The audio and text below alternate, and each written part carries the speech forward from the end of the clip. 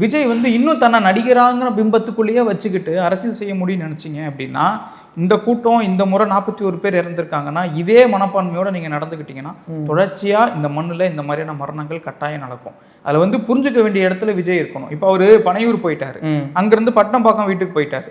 கிட்டத்தட்ட 34 மணி நேரத்துக்கு அப்புறம் போயிருக்கிறாரு. இப்போது காவல்துறை வந்து ஒரு விளக்கம் சொல்கிறாங்க. நாங்கள் மின்தடை பண்ணலை, நாங்கள் முதல்ல இன்ஸ்ட்ரக்ட் பண்ணோம், கூட்டம் இவ்வளோ வந்திருக்குன்னு நிர்வாகிகள்கிட்ட சொன்னோம், எல்லாம் சொல்கிறாங்க. ஓகே, இப்போது காவல்துறை சொல்கிற நம்பர் தான் டிவிக்கு சொல்கிற நம்பர் தான் கேள்வி வரும்போது எனக்கு பர்சனலாக என்னென்னா, காவல்துறை இப்படி ஒரு ஸ்டேட்மெண்ட் விட்டுருக்காங்கன்னா குறைஞ்சபட்சம் உங்கள் சைடு இருந்து ஒரு விளக்கம் வரணும்ல.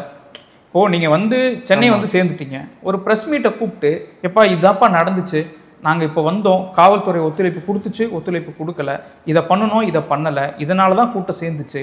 அப்போது இந்த எந்த ஒரு ப்ரீஃப்மே கொடுக்காம நீங்கள் எல்லாத்துக்கும் நீதிமன்றத்தில் தான் போய் பேசுவீங்க அப்படின்னா, இங்கே மீடியா பர்சன்ஸ் எதுக்கு இருக்காங்க?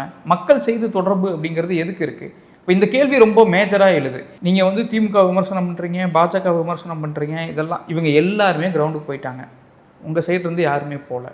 குறைஞ்சபட்சம் நீங்கள் மீடியாவிலாவது அப்பீர் ஆகி பேசியிருக்கணும், அதுவும் பேசலை. ஆனால் என்ன நடக்குதுன்னா, இந்த சூழலும் டிவிகே விசஸ் டிஎம்கே அப்படின்னு இணையதளத்தில் ஃபுல்லாக சண்டை போயிட்டுருக்கு. இதுக்கு யார் பொறுப்பு யார் பொறுப்புன்னு சண்டை போயிட்டுருக்கு.